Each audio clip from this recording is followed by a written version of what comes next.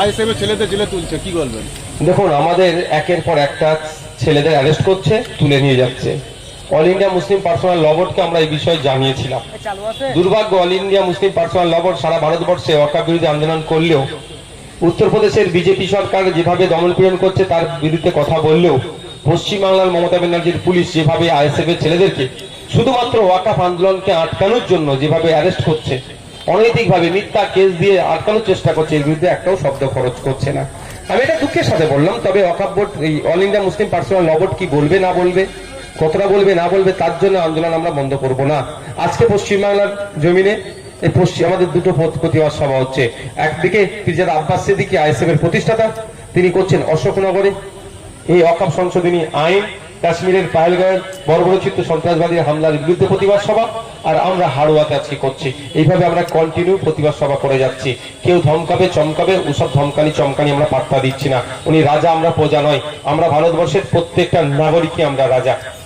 আজকের এই সবার বাধার সম্মুখীন হলেন, কি বলবেন? ও হবে, স্বামী বিবেকানন্দজির কথাই আছে, সারাদিন চলার পথে যদি তুমি বাধার না সম্মুখীন হও, জানবে তুমি ভুল পথে পরিচালিত হচ্ছ।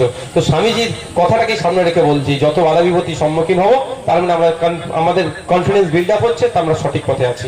ভাইজান, কাসেম সিদ্দিকী তৃণমূলে গিয়েছে, তওয়াজ সিদ্দিকী বলেছেন যে আগে মাইকটা বন্ধ আছে তো, 2026 সালে সংখ্যালঘুরা ভয়ঙ্কর খেলা খেলবে এবং আপনার দল আরো বেশি সিট পাবে, এবং আপনি বললেন যে তওয়াজ সিদ্দিকী শুভবুদ্ধি উদয় হয়েছে, কি বলবেন? দেখুন, আমি একটা কথা বলি, উনি আমার চাচা যান, যদি কথা বলে থাকি আমি সেটাও প্রত্যাহার করছি, কারণ আমার চাচা যান সম্পর্কে আমার কোনো বক্তব্য নেই।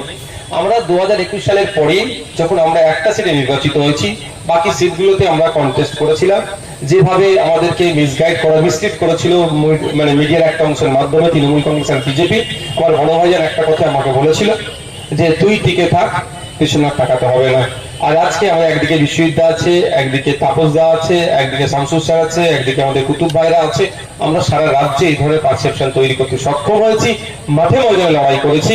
দলিত, আদিবাসী, মুসলমানের কথা বিধানসভার মধ্যে, বিধানসভার বাইরে, চা বাগান থেকে শুরু করে জমি ভাঙন এবং ক্ষুদ্র শিল্প থেকে শুরু করে দর্জি শ্রমিক, জরি শ্রমিক, সবার কথাই আমরা বিধানসভার মধ্যে, বিধানসভার বাইরে চর্চা করছি। ফলে সেই শ্রেণীর মানুষ নিশ্চিতভাবে বুঝতে পারছে যে তাদের হয়ে অ্যাকচুয়াল সত্যিকারের লড়াইটা কে করছে।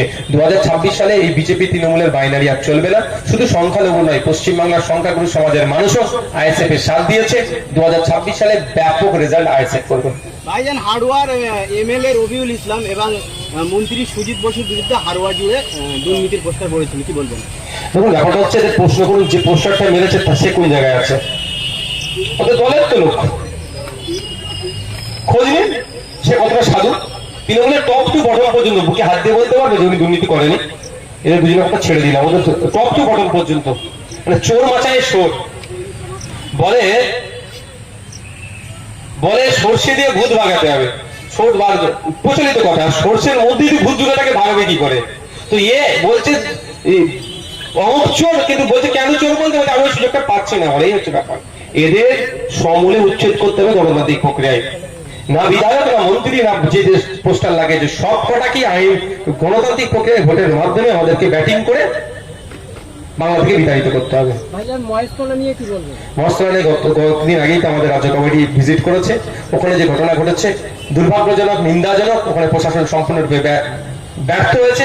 মূল যে হোতা, যার জন্য এই ধরনের ঘটনা ঘটলো, সে তৃণমূলের ঘনিষ্ঠ লোক। আমরা দেখছিলাম জগন্নাথ ধাম উদ্বোধনের সময় সেখানে ছিল তৃণমূলের একাধিক নেতার সাথে যুক্ত, সেই এই ধরনের ঘটনা ঘটিয়েছে।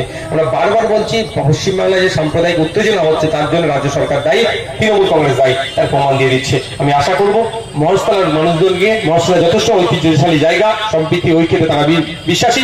কোন রাজনৈতিক নেতাদের ফাঁদে পড়ে সম্প্রীতিকে আপনারা আর বিনষ্ট করবেন না। যত দ্রুত সম্ভব আপনারা ঐক্যবদ্ধ হবে, আপনাদের কর্মক্ষেত্রকে আপনারা এগিয়ে নিয়ে যান।